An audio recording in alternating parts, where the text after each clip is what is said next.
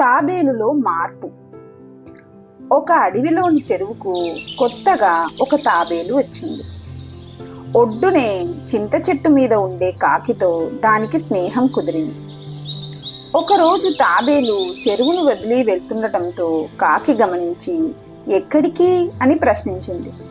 ఇక్కడ ఒక చేపతో నాకు పొసగడం లేదు, అందుకే వేరే చెరువు వెతుక్కుంటున్నా అంది తాబేలు. తన మిత్రుడితో గొడవ పడినందుకు కాకికి చేప మీద విపరీతమైన కోపం వచ్చింది. తాబేలు మరో చెరువు చూసుకుంది. దాంతో మిత్రుడి కోసం ఆ చెరువు ఒడ్డుకు తన గూడును మార్చింది కాకి.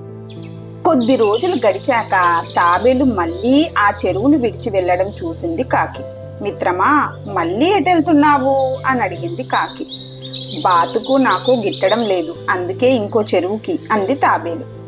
కాకికి బాతు మీద కోపం వచ్చింది. తాబేలు ఇంకో చెరువు చూసుకుంది.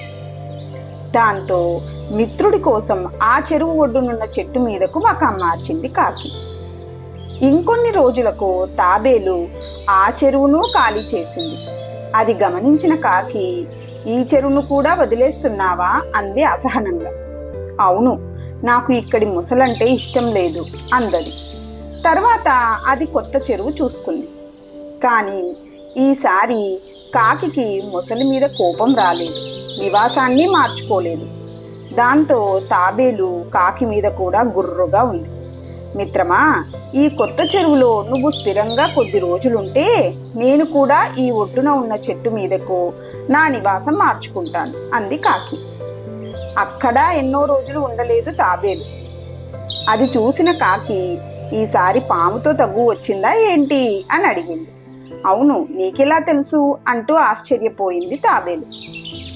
మిత్రమా, మనమంటే గిట్టని వాళ్ళు, మనకు ఇష్టం లేని వాళ్ళు ప్రతి చోట ఉంటారు. అలాంటి వాళ్ళను దూరంగా ఉంచాలి, కానీ మనం వెళ్ళిపోవడం పరిష్కారం కాదు. లేదంటే మన తెలివితో వారిని మిత్రులుగా చేసుకోవాలి. నువ్వు ఇంకో 10 చెరువులు మారినా నీ సమస్య ఇలానే ఉంటుంది అంది కాకి. తాబేలుకు తన తప్పు తెలిసొచ్చింది. మిత్రమా, నా ఆలోచనలలోని లోపాన్ని వివరించి సరైన దారి చూపించావు. ఇక ఈ చెరువుని విడిచి ఎక్కడికి వెళ్ళను అంది తాబేలు.